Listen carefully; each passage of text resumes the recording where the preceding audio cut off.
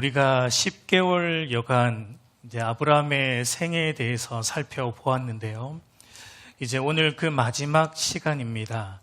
왜냐하면 우리가 이제 본문에서 보았듯이 이 땅에서의 아브라함의 생애가 그의 죽음으로 막을 내리기 때문입니다. 죽음으로 믿음의 조상 아브라함의 생애는 이제 끝이 나지만, 그러나 여러분, 무엇보다 중요한 것은 뭐냐면 그에게 주신 하나님의 말씀은 여전히 살아 역사하고 있다는 것입니다. 아브라함에게 주신 하나님의 말씀은 그의 아들 이삭에게로, 그리고 또 그의 아들 야곱에게로, 그리고 또 야곱의 후손 이스마엘에게로, 그리고 오늘 믿음으로 아브라함의 후손이 된 이 땅의 교회와 성도들에게 여전히 이어져 살아 역사하고 있다라는 것, 여러분, 이것이 중요한 것입니다. 그러므로 오늘도 우리가 주목해야 하는 것은 영원하신 하나님과 그분의 말씀인 줄로 믿습니다. 여러분, 이사야 선지자의 고백처럼 푸른 마르고 꽃은 시드나 우리 하나님의 말씀만이 영원히 설 것이기 때문입니다. 그래서 여러분, 제가 이 아브라함 강의 첫 시간에 강조했던 것을 혹시 여러분 기억하고 계신지 모르겠습니다. 제발 그런 건 묻지 말아주세요라는 표정으로 저를 보시는데 이해합니다. 우리가 어떨 때는 한 주 전의 일도 기억이 안 나는데 10개월 전에 했던 주일 설교를 기억한다라는 것은 거의 여러분 이거 미션 임파서블이에요. 불가능합니다. 제가 무엇보다 뭘 강조했냐면 아브라함과 이삭과 야곱의 생애를 살펴보면서 항상 우리가 주목해야 할 것은 그들의 어떠함, 그들이 이런 일을 했다가 아니라 그들에게 믿음으로 말미암는 구원의 은혜를 베풀어 주시고 그들의 구원을 온전히 이루어 가시는 성부 하나님과 성자 예수님과 성령 하나님의 일하심을 우리가 항상 주목해서 보아야 한다라는 것을 강조했었습니다. 그래서 여러분, 성경을 보면은 하나님을 부를 때 아브라함과 이삭과 야곱의 하나님 이렇게 부르는 것을 우리가 자주 보게 되는데 그 이유가 무엇이었죠? 그 이유는 아브라함과 이삭과 야곱 이 세 사람의 인생을 유심히 들여다보면은 무엇이 보입니까? 성부 하나님과 성자 예수님과 성령 하나님, 즉 삼위 하나님의 구원 사역이 이 세 사람의 인생 속에 담아져 우리에게 전달되고 있기 때문이에요. 우리가 계속 보아왔지만 아브라함의 인생 속에 가장 특징적인 부분은 하나님의 무조건적인 선택의 은혜를 입어서 그가 하나님의 백성이 되었고 모든 믿는 자의 조상이 되었다라는 것입니다.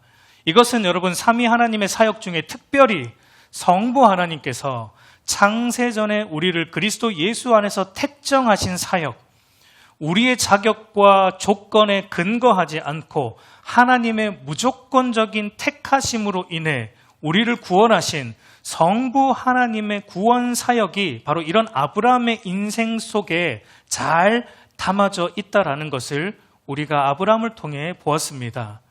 여러분, 그런 점에서 이 믿음의 조상 아브라함의 삶은 우리가 받은 구원, 우리가 받은 이 믿음의 뿌리가 무엇인지를 잘 보여주었죠.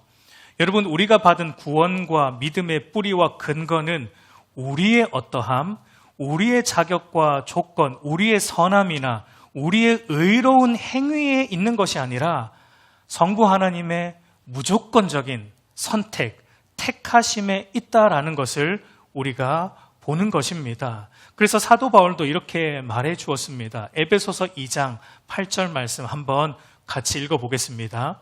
너희는 그 은혜에 의하여 믿음으로 말미암아 구원을 받았으니 이것은 너희에서 난 것이 아니요 하나님의 선물이라. 여러분, 우리 안에 하나님과 그리스도를 믿는 믿음이 저와 여러분 안에 있습니까? 그것은 우리로부터 온 것이 아니라 하나님으로부터 온 것입니다. 그 믿음은 창세전에 성부 하나님께서 그리스도 예수 안에서 우리를 택하셨기 때문에 그 하나님의 무조건적인 택하심의 은혜에 의해 그 믿음이 우리에게 선물로 주어진 것입니다. 그리고 여러분, 이삭의 삶을 볼 때 가장 큰 사건, 이삭의 삶의 가장 큰 이슈가 무엇이었죠?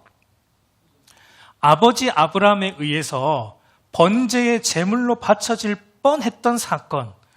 여러분, 아버지 아브라함에 의해 아들 이삭이 번제단의 제물로 올려지는 사건은 결국 우리에게 무엇을 보여주었냐면 성부 하나님의 뜻에 의해서 십자가 제단에 올려져야 우리의 죄를 대신하여 십자가 제단에 올려져서 우리의 죄를 사하시는 예수 그리스도의 구속 사역을 예표하였듯이, 그러니까 이삭의 삶이, 이런 이삭의 모습이 특별히 부각시키고 있는 분은 누구라는 것입니까?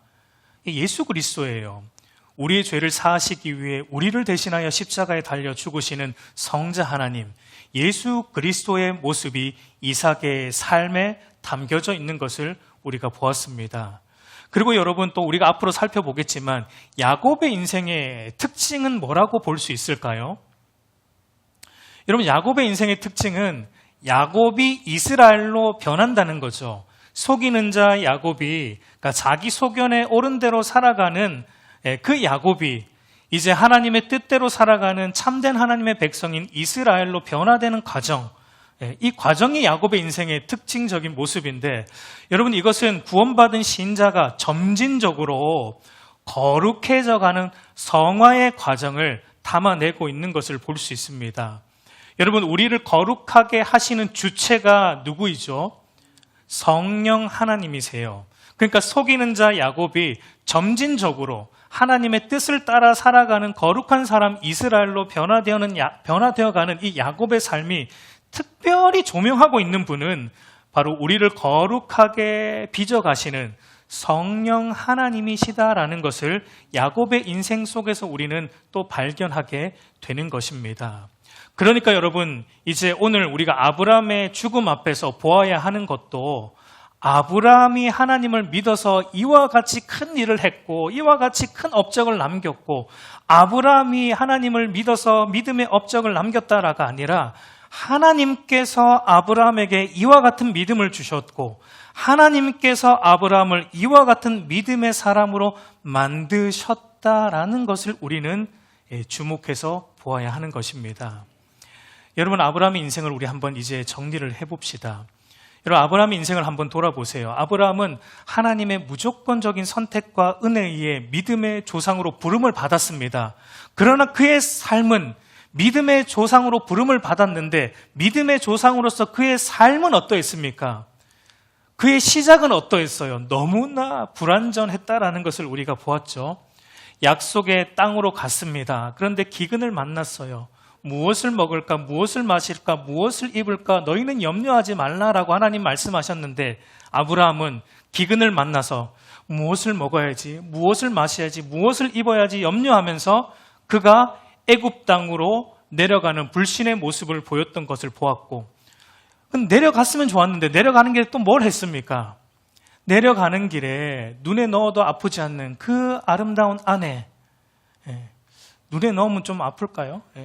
어쨌든 눈에 넣어도 아프지 않는 그 아름다운 아내를 누이로 속여서 그 애굽 왕 바로에게 팔아넘기는 파렴치한 죄를 범하는 것도 보았고, 하나님께서 사라를 통해 약속의 아들을 주시겠다라는 말씀을 계속 주셨는데도 믿지 못하고 애굽 여인 하가를 취함으로 이스마엘을 낳는 그 죄를 범했던 것도 또 보았고, 어느 정도 이제 믿음이 좀 성숙해 가는가 싶다가도 또다시 옛 죄악을 버리지 못하고 또 자기 아내를 누이로 속여서 그랄 왕 아비멜렉에게 또 팔아넘기는 또 그런 또 파렴치한 죄를 또 범하는 것을 우리가 살펴보았습니다. 그러니까 아브라함은 하나님이 부르실 때 너는 믿음의 조상이다, 너를 통해 만방이 복을 받을 거야 라는 하나님의 원대한 계획을 가지고 아브라함을 부르셨는데, 그 아브라함의 삶은 불완전한 믿음의 삶을 살았다라는 것을 우리는 보게 됩니다. 여러분, 그런데 그의 인생 말년으로 갈수록, 그가 죽음이 가까워질수록 그 아브라함의 믿음과 신앙이 어떻게 변화되어 갔습니까?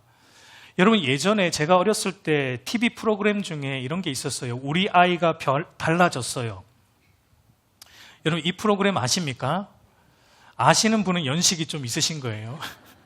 우리 아이가 달라졌어요 라는 프로그램이 있었습니다.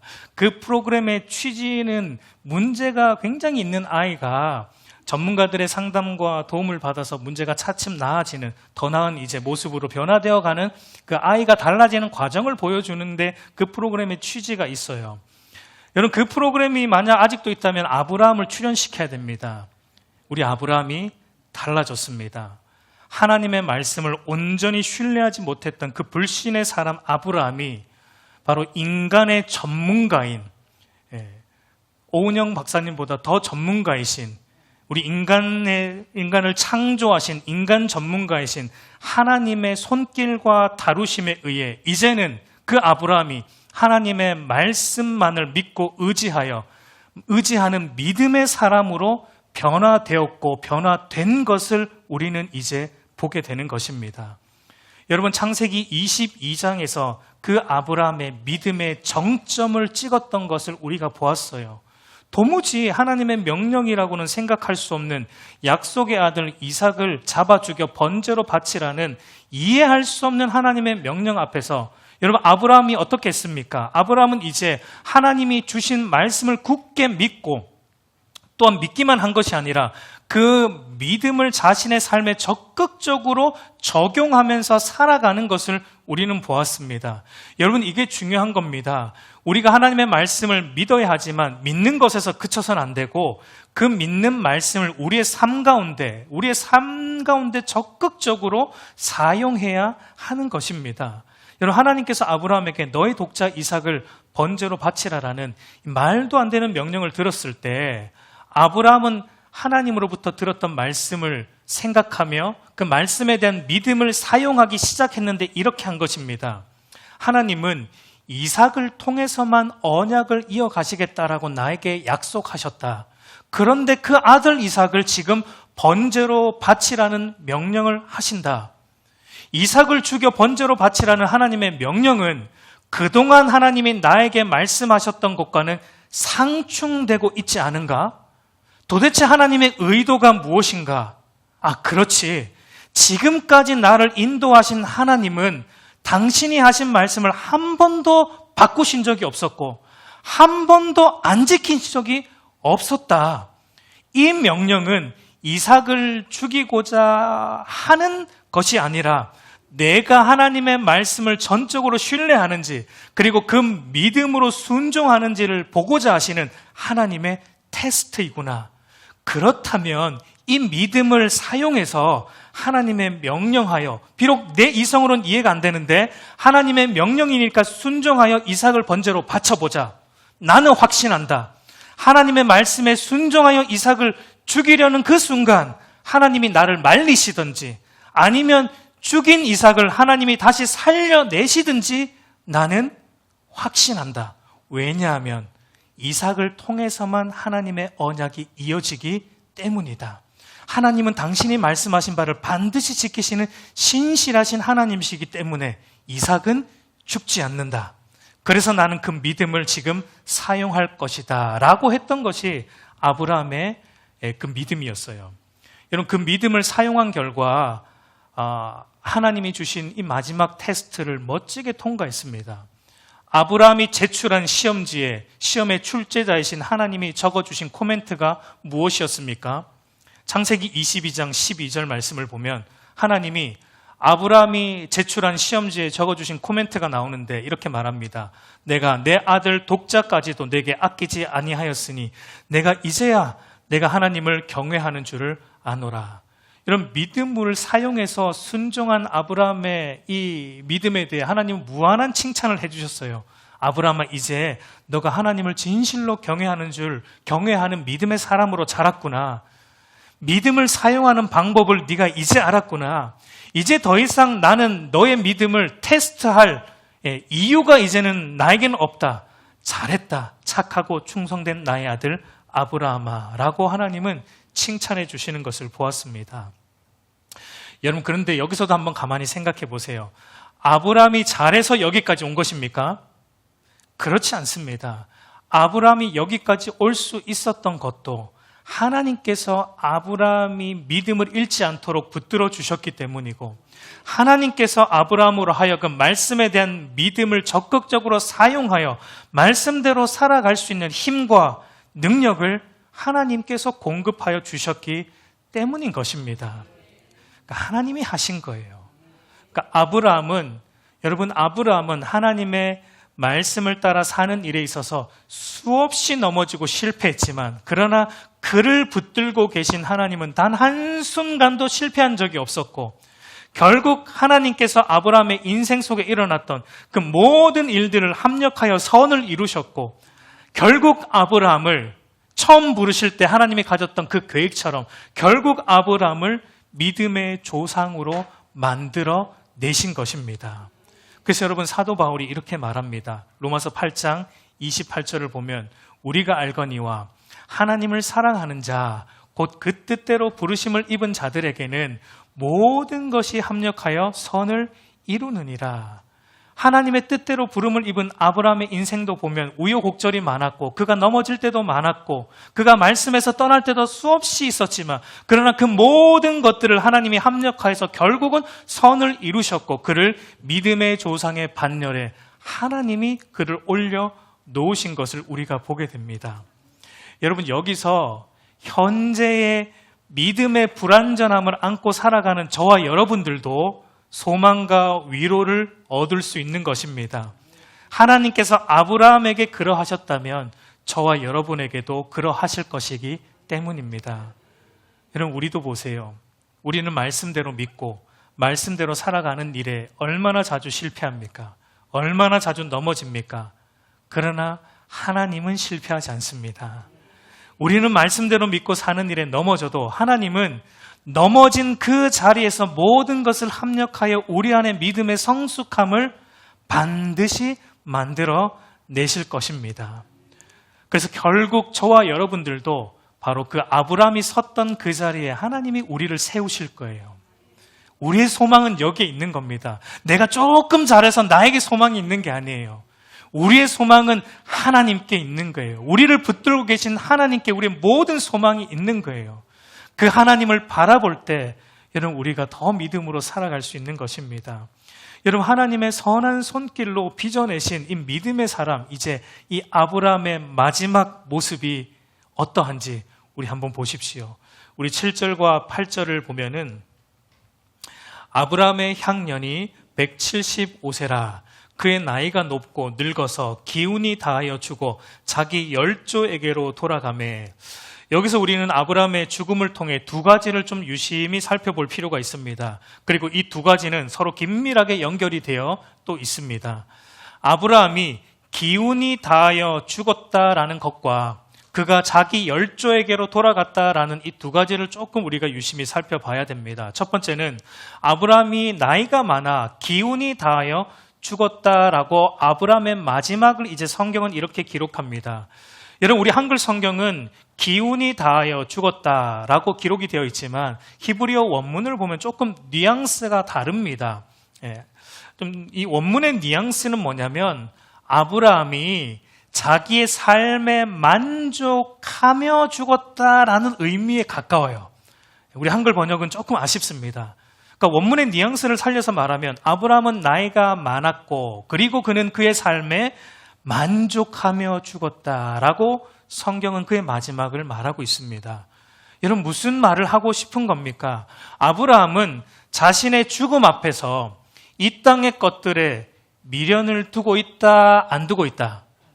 미련을 조금도 두고 있지 않다는 의미입니다. 만족하고 있다. 죽음을 만족한다라는 것은 이 땅의 삶에 대해 조금의 미련을 두지 않고 자기의 죽음에 대해 아쉬워하는 마음이 조금도 없고, 그동안 비록 많이 넘어지고 실수했지만 하나님의 붙들어 주심으로 자기의 달려갈 길을 다 마치고 믿음을 지킬 수 있었던 것에 대해 만족하면서 기쁨으로 그리고 감사함으로 자기의 죽음을 맞이하고 있다라는 것을 성경은 아브라함의 마지막 모습을 이렇게 기록하고 있는 것입니다. 여러분, 대부분의 사람들을 보면 자기의 죽음 앞에서 삶을 마감할 때, 자기가 이루어 놓은 것들이 있을 때, 그리고 자기 자식들이 다 잘 되고 있는 걸 볼 때, 그때 이런 얘기를 합니다. 내가 이제 죽어도 여한이 없다. 내가 이제 마음 편안하게 눈을 감을 수 있겠다라는 말을 많은 대부분의 사람들이 그렇게 말을 하죠. 여러분, 그런 면에서 생각을 해보면 아브라함은 절대 만족하며 죽을 수 있는 사람이 아니에요. 그런 점에서 보면 아브라함은 편하게 눈 감을 수 있는 사람이 절대 아닙니다. 왜 그렇습니까? 창세기 23장 4절을 보면 아브라함은 이런 말을 하는데, 나는 당신들 중에 나그네요, 거류하는 자이니. 여러분, 아브라함은 이 땅을 어떻게 살았습니까? 나그네로, 거류하는 자로. 그러니까 아브라함은 여러분 가나안 땅에, 하나님이 약속하신 가나안 땅에 들어왔어요. 그러나 그 땅에 자기 집 하나 장만하지 못하는 무주택자로 아브라함은 가나안 땅을 살았다라는 겁니다. 여러분, 오늘날 많은 젊은이들 그리고 젊은 부부들의 삶의 목표가 있다면 그게 뭡니까? 자가를 마련하는 거겠죠. 그것도 어디에다가? 서울에. 서울 중에서도 어디에다가? 강남에. 버젓한 내 집 하나 마련하는 게 삶의 목표입니다. 아브라함은 그러지 않았어요. 아브라함은 여러분 무주택자로 살다가 무주택자로 삶을 마감했습니다. 이 발음이 안 되네요. 여러분, 우리 알곡교회 청년들과 젊은 부부들은 삶의 목표가 좀 다르기를 간절히 소망합니다. 믿음을 지키며 사는 것이 삶의 유일한 목표가 되기를 간절히 주의 이름으로 축복합니다. 여러분, 자가를 마련하는 것이 삶의 목표다? 너무 유치한 거 아니에요? 만물을 창조하신 하나님이 우리 아버지신데, 우리는 장차 만물을 상속받을 자들인데, 이 땅에서, 유한한 이 땅에서 그저 그 없어질 자가 하나 마련하는 것이 삶의 목표를 두고 살아간다면 하나님의 자녀라고 할 수 없는 것입니다. 하나님의 자녀라고 말할 수 없는 거예요. 하나님 나라의 상속자라고 말할 수 없는 것입니다. 여러분, 좀 꿈을 크게 가지세요. 하나님은 저와 여러분에게 만물을 상속할 하나님의 백성, 하나님의 자녀 삼아 주셨습니다. 그걸 바라고 사십시오. 그런 관점에서 보면 아브라함은 미련 남을 수밖에 없죠. 집 하나 없었는데, 집 하나 마련하지 못했는데 어떻게 만족하며 눈을 감을 수 있습니까? 아브라함은 절대 만족함으로 눈을 감을 수 없습니다. 그뿐입니까? 아브라함의 가정은 어떠했습니까? 오늘 본문 6절을 보면은 자기 서자들에게도 재산을 주어 자기 생전에 그들로 하여금 자기 아들 이삭을 떠나 동방 곧 동쪽 땅으로 가게 하였더라라고 말하고 있듯이, 여러분, 아브라함은 지금 죽음을 앞두고 뭘 하냐면 모든 자식들을 다 어떻게 합니까? 흩어보냅니다. 다 떠나보냅니다. 다 떠나보내요. 가족들이 옹기종기 모여 행복하게 살아야 되는데 아브라함은 다 내쫓습니다. 집에서 다 떠나보냅니다. 가족들을 뿔뿔이 흩어보내요. 그러니까 아브라함의 이 가정사도 보면 가족들 간의 어떤 세상적으로 말하는 연합, 평화는 없어요. 그런 점에서 여러분, 아브라함은 미련이 남죠. 왜요? 가족들이 모여 있지 못하니까. 가족들이 서로 오손도손 살고 있지 못하니까 아브라함은 미련이 남는 인생입니다. 이런 것을 볼 때 아브라함은 여러분 기쁨으로 만족하면서 눈을 감을 수 있을 수 있는 인생이 절대 아니라는 것입니다. 그럼에도 불구하고 왜 성경은 아브라함의 이 죽음 앞에서, 아브라함의 죽음을 다루면서 아브라함은 자기의 삶을 돌아볼 때 만족했다, 자기의 삶을 보면서 만족하며 기쁨으로 감사하며 죽었다라고 말하고 있는 것일까요? 여러분, 이제 이것은 두 번째랑 연결이 되는데 8절 말미를 보면 자기 열조에게 돌아가매라고 말하는데, 자기 열조에게 돌아갔다라는 것은 문자 그대로 자기 백성에게로 돌아갔다는 겁니다. 여러분, 아브라함이 자기 백성에게로 돌아갔다라고 할 때 누구에게로 돌아간 것입니까? 누구에게로 돌아간 것입니까? 자기 백성, 아브라함의 자기 백성은 누굽니까? 먼저 하나님 나라에 가서 아브라함을 기다리고 있는 그 하나님 나라의 백성들, 먼저 믿음을 따라 죽었던 하나님 나라의 백성들, 아브라함이 올 것을 기다리고 있는 그 하나님 나라 백성들에게로 아브라함은 돌아갔다라는 겁니다. 그러니까 여러분, 아브라함이 자신의 삶을 만족하며 기쁨으로 죽음을 맞이할 수 있는 이유가 여기에 있습니다. 아브라함은 죽음 앞에서 내가 모아놓은 돈, 이 땅에 남겨진 자식들, 남겨진 이 땅의 것들을 바라본 것이 아니라 자기가 그토록 소망하던 그 하나님 나라, 그리고 그 나라에서 자기를 기다리고 있는 그 하나님 나라 백성들을 바라보면서, 거기에 돌아갈 것을 바라보면서 만족했고 기뻐했고 감사함으로 믿음을 따라 죽었다라고 말하고 있는 것입니다. 여러분, 그래서 히브리서 기자도 이런 성도의 죽음을 이렇게 말하고 있습니다. 히브리서 11장 13절 우리 한번 같이 읽어보겠습니다. 이 사람들은 다 믿음을 따라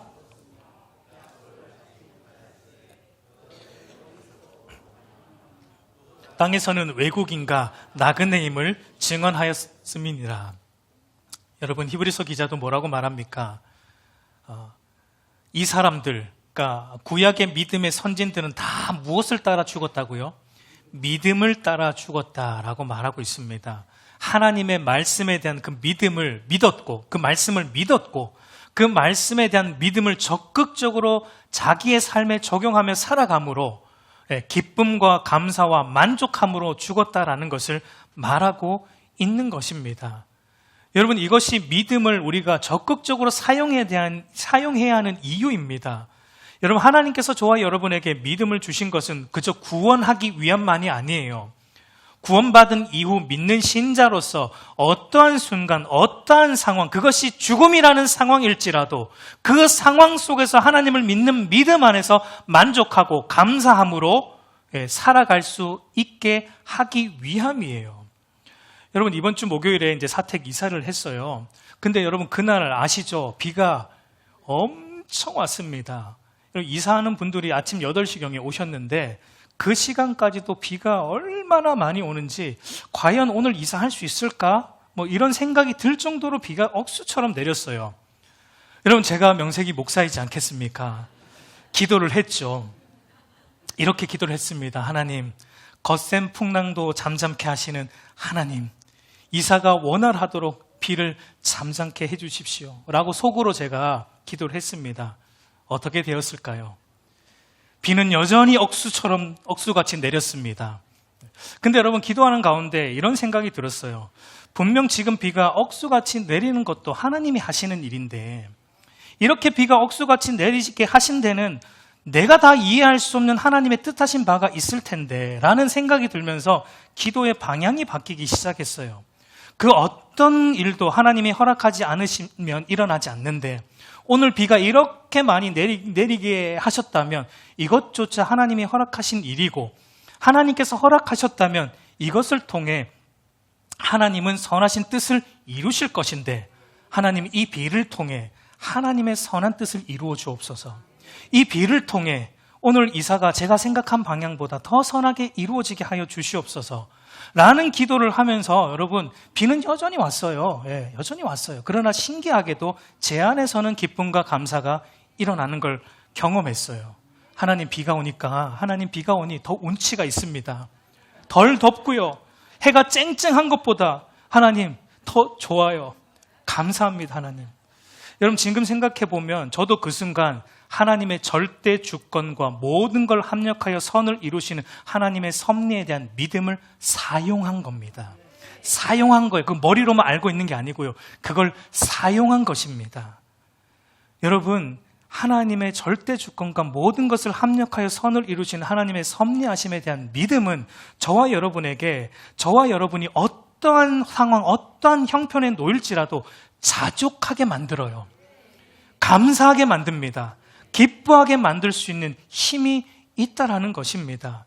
이 믿음을 적극적으로 사용할 때 저와 여러분이 어떤 형편에 처해도 그게 우리가 원치 않는 상황일지라도 기뻐할 수 있어요. 자족할 수 있어요. 만족할 수 있어요. 아브라함 안에 그 믿음이 있었고 그 믿음을 자신의 죽음 앞에서 아브라함은 사용하고 있는 겁니다. 죽음 앞에서 그 믿음을 사용함으로 아브라함은 만족합니다. 기뻐합니다. 감사합니다. 여러분, 만약 하나님께서 오늘 저와 여러분을 병으로 데려가시든지 사고로 데려가시든지 어떠한 경우로 데려가시든지 여러분, 감사함으로 기쁨으로 만족함으로 눈을 감을 수 있습니까? 하나님, 아직 안 됩니다. 제가 아직 결혼도 못 해봤어요. 하나님, 우리 청년들 아직 결혼도 제가 못 해봤어요. 결혼은 해보고 저를 좀 데려가 주시면 안 될까요? 하나님, 제가 아직 돈도 많이 못 벌었고요. 하나님, 제가 원하는 것 다 사보지도 못했습니다. 제가 사고 싶은 차가 꼭 있거든요. 하나님, 그 차 제가 꼭 사게 해주세요. 하나님, 제가 원하는 집도 살아보지 못했어요. 하나님, 여행 가보고 싶은 곳 다 가보지도 못했는데 하나님, 아직 안 돼요. 하나님, 여러분, 이렇게 말하고 싶으신가요? 혹 아직 안 된다라고 말씀하고 싶으시다면 이런 이유이기를 바랍니다. 하나님, 아직 우리 가족 중에 거듭나지 않은 식구가 있습니다. 그래서 제가 그들의 거듭남과 구원을 위해 더 기도해야 됩니다. 그래서 하나님 좀 시간 더 주세요. 하나님, 제가 아직 하나님을 바르게 믿지 못하고 있는 것 같습니다. 하나님을 더 바르게 알고 싶습니다. 하나님을 더 바르게 예배하고 싶습니다. 하나님 말씀대로 더 순종하며 살아가고 싶습니다. 그러니 제게 조금 더 시간을 허락해 주세요. 여러분, 이런 이유가 저와 여러분의 이유이기를 소망합니다. 그것이 여러분 죽기 직전까지 가졌던 아브라함의 관심사였어요. 그것이 아브라함의 죽기 직전까지 가졌던 아브라함의 바람이었고 관심사였어요. 여러분, 아브라함이 죽기 직전까지 무엇을 신경 썼는지 한번 보세요. 여러분, 아브라함이 죽기 직전까지 힘썼던 일이 두 가지가 있는데, 하나는 우리가 지난 시간에 보았어요. 아들 이삭에게 믿음의 신부를 찾아주어 결혼시키는 일이었습니다. 여러분, 이 일은 아브라함에게 단순히 내가 죽기 전에 아들 결혼하는 건 보고 죽어야지 라는 그런 심정으로 한 게 아니었습니다. 이삭의 결혼은 하나님께서 자기에게 하신 언약의 말씀이 이삭을 통해 이어지도록 하는 일, 달리 말해 장차 자기의 후손을 통해 인류의 구원자 메시아, 인류를 구원할 메시아 곧 예수 그리스도가 오는 길을 준비하는 일이 믿음의 일이었습니다. 아브라함이 죽기 직전까지 힘써서 했던 일은 예수 그리스도를 통한 구원의 일이었던 것입니다. 여러분, 아브라함은 75세에 하나님을 부르심을 받아 그가 175세의 나이로 죽었기 때문에 100년 동안 하나님과 동행하며 살면서 그가 깨달았어요. 무엇을 깨달았습니까? 예수 그리스도만이 죄로 물든 이 세상을 다시 밝히는 빛이시고 예수 그리스도만이 하나님을 떠난 인생들을 다시 하나님께로 돌아오게 하는 길과 진리와 생명이라는 것을 아브라함은 그 100년 하나님과 동행하면서 절실히 깨달았어요. 소망은 예수 그리스도밖에 없구나. 물질이 소망이 아니구나. 내가 많은 물질, 여러분 아브라함이 부자잖아요. 많은 물질을 가졌어요.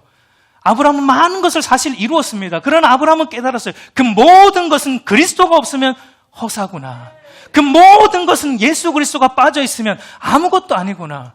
아브라함은 그걸 깨달았습니다. 그러니까 죽기 직전까지 그가 했던 일은 예수 그리스도가 오는 일, 예수 그리스도를 믿는 일, 그 일을 위해 아브라함은 자기의 모든 힘을 써 죽기 직전까지 하고 있는 것을 보게 되는 것입니다.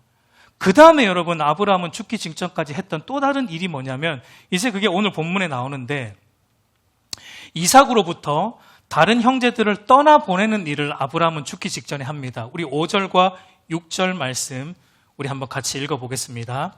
아브라함이 이삭에게 자기의 모든 소유를 주었고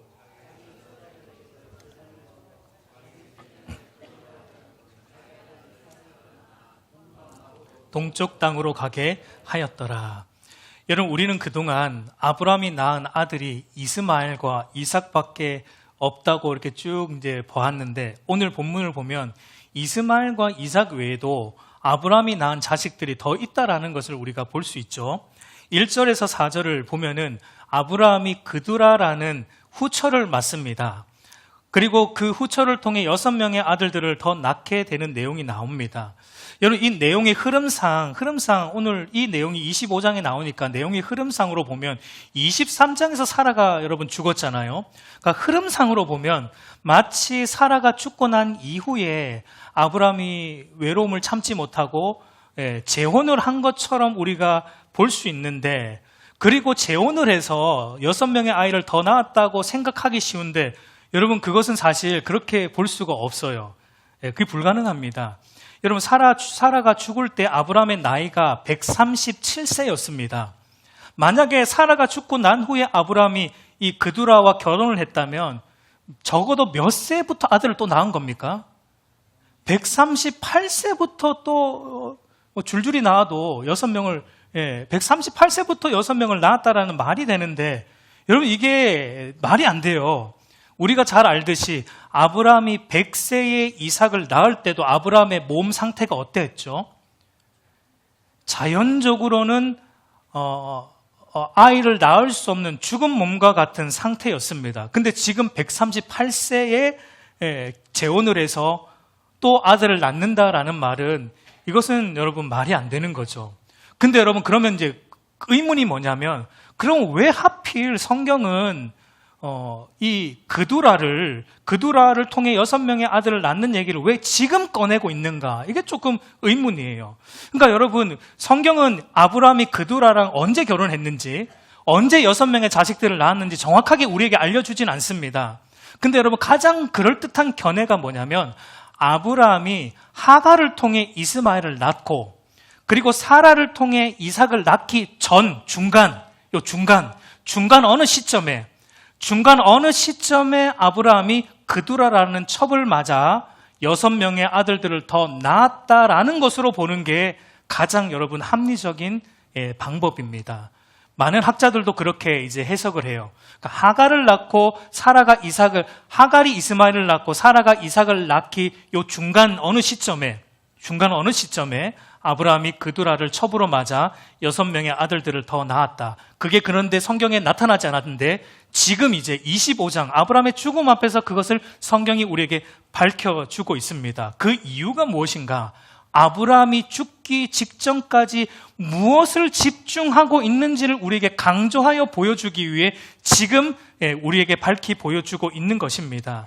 여러분, 아브라함이 죽기 직전에 했던 일은 이삭에게 이제 자기의 모든 소유는 이삭에게 다 물려줍니다. 왜냐하면 이삭만이 언약의 아들이기 때문이에요.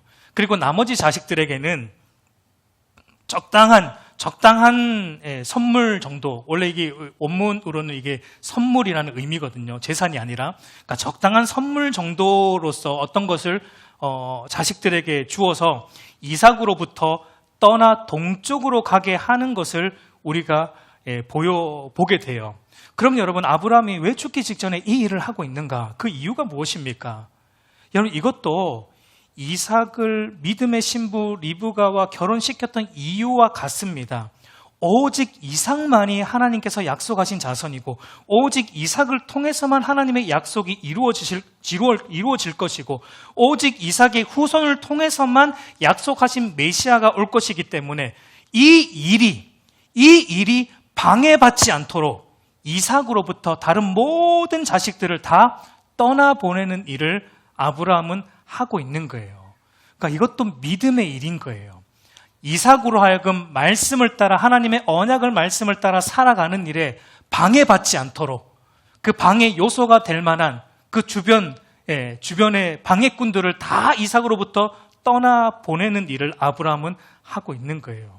여러분, 그러니까 보세요. 이 두 가지 일을 통해 아브라함 자신은 비록 자기 시대에 하나님께서 약속하신 말씀이 다 이루어진 것이 아니지만 그러나 하나님께서 약속하신 말씀을 내가 죽고 난 이후에도 하나님은 반드시 이룰 것이다라는 그 믿음으로 끝까지 그 언약을 이루기 위해 자기가 죽기 직전까지 그 언약을 붙들고 살아가고 있는 걸 보게 되고 이것이 또 아들 이삭에게는 이삭이 하나님께서 언약하신 그 말씀만을 붙들고 살아갈 수 있는 이삭이 믿음으로 살아갈 수 있는 무대를 만들어주고 있는 것을 우리가 볼 수 있는 겁니다. 여러분, 오늘 저와 여러분의 모습은 어떠합니까? 아브라함과 같이 하나님의 언약의 말씀과 그 말씀을 이루는 일에 항상 우리의 관심을 두고 최우선으로 해야 할 과업으로 생각하고 육신에 속한 일들은, 이 땅에 속한 것들은 떠나보내는 그런 삶을 저와 여러분도 살아가고 있습니까? 어쩌면 여러분, 우리는 반대로 살고 있지 않나요? 이 세상에 속한 물질과 사람과 쾌락은 항상 옆에 두기를 소망하고 하나님의 말씀을 따라 믿음으로 사는 이 믿음의 삶은 오히려 등한시 여기고 쉽게 떠나보내는 그런 반대의 삶을 어쩌면 우리는 여러분 살아가고 있지 않습니까? 저는 개인적으로 부모로서 오늘 말씀이 굉장히 저에게는 도전이 되었습니다.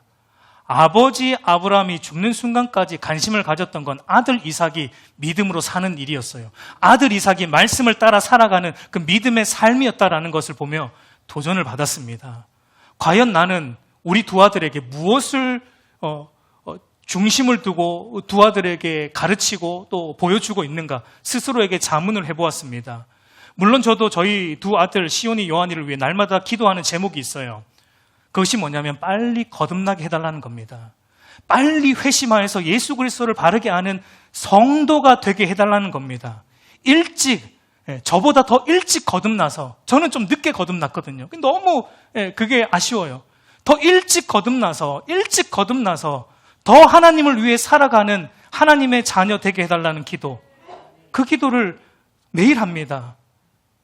공부에 대한 기도 저는 안 합니다. 알아서 하겠죠. 공부는 알아서 하겠죠. 머리가 있으면 할 것이고 없으면 못 할 것이고. 좋은 대학 못 들어가면 어떻습니까, 여러분? 돈 많이 못 벌면 어떻습니까? 그러나 중생하고 믿음으로 살아가는 그 일만큼은 믿음의 부모로서 아들에게, 자식들에게 제대로 해주어야 하는 것입니다. 아브라함은 그 일을 죽기 전에 하고 있는 거예요. 그 일을 죽기 전에 하고 있는 거예요. 여러분, 우리가 자주 쓰는 말 중에 이런 말이 있죠. 예수님을 닮자. 작은 예수로 살자. 여러분, 그런 말 자주 하지 않습니까? 교회 안에서. 예전에 그게 또 유행했어요. 그래서 항상 교회 표어들 중에 1등 표가 예수님을 닮자. 작은 예수로 살자. 이런 말을 우리가 자주 하는데, 여러분 보세요. 그런데 그렇게 닮기를 원하는 예수님이 어떻게 사셨어요? 우리가 그렇게 따라가길 원하는 예수님이 어떻게 사셨냐고요. 예수님은 그 하늘 영광을 버리고 이 땅에 오셔서 말씀을 따라 고난받고, 말씀을 따라 조롱받고, 말씀을 따라 십자가에 죽는 삶을 사셨습니다. 그리고 또한 예수를 닮고자 했던 사도들과 초대교회 성도들은 또 어떻게 살았습니까? 그들도 하나같이 예수님처럼 복음을 위해 고난받고 복음을 위해 순교하는 삶을 다 살아갔어요. 그런데 정작 예수를 닮자라는 말을 쉽게 말하는 오늘 현대 교회와 성도들의 모습은 어떠합니까? 정말 예수님을 닮고자 하기는 한 것입니까? 정작 떠나보내야 할 이 육신에 속한 것들, 정작 미련을 버리고 떠나보내야 할 이 땅에 속한 것들은 떠나보내지 못하고 아주 붙잡고 그냥 아둥바둥 벌벌 떨면서 돈, 물질, 집, 이 땅의 것은 아둥바둥 손에 붙잡고 벌벌 떨면서 믿음으로 살아가는 그 일은 쉽게 떠나보내고, 예배 드리는 그 일은 쉽게 등한시하고, 말씀대로 순종하는 그 일은 시간이 있으면 하고 없으면 안 하고, 그렇게 살아가는 것이 어쩌면 오늘 현대 저를 포함한 우리 모두의 모습 아닌가요? 여러분, 아브라함이 죽기 직전에 했던 이 일을 기억하십시오.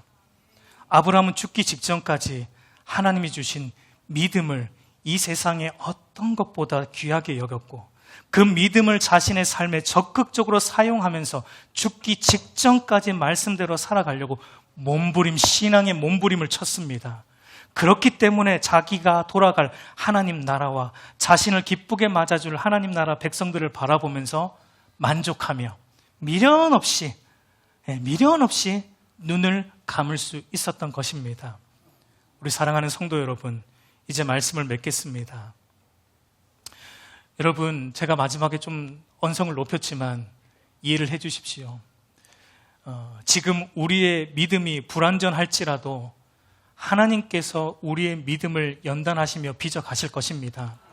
그리고 종국에는 정금과 같은 믿음으로 세워 주실 것입니다.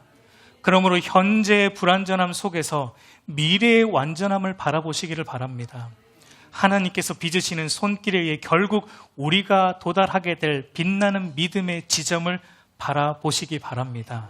여러분, 그 말은요, 하나님께서 하실 것이니까, 아브라함을 이렇게 인도하셨으니까 우리는 손 놓고 있어도 된다는 말이 여러분 절대 아니에요. 하나님께서 완성하실 그 지점을 바라보면서 우리는 믿음의 선한 싸움을 힘써 싸워야 하는 것입니다. 아브라함도 그 싸움을 싸웠어요.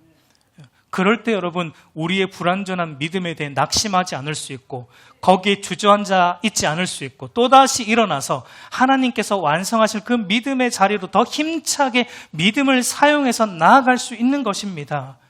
여러분, 하나님께서 선한 손길로 나의 믿음을 빚으신다라는 것을 날마다 바라보면서 나의 믿음을 방해하는 모든 것들, 여러분, 나로부터 떠나보내는 훈련을 하십시오. 내 믿음을 방해하고 내 신앙생활을 방해하는 이 땅의 것들 떠나보내세요. 미련 없이 떠나보내세요.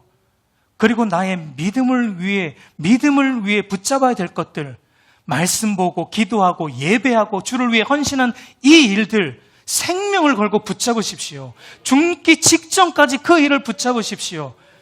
그것이 바로 빛나는 믿음의 사람들이 되는 것입니다. 그 은혜가 저와 여러분에게 있기를 우리 주님의 이름으로 축복합니다.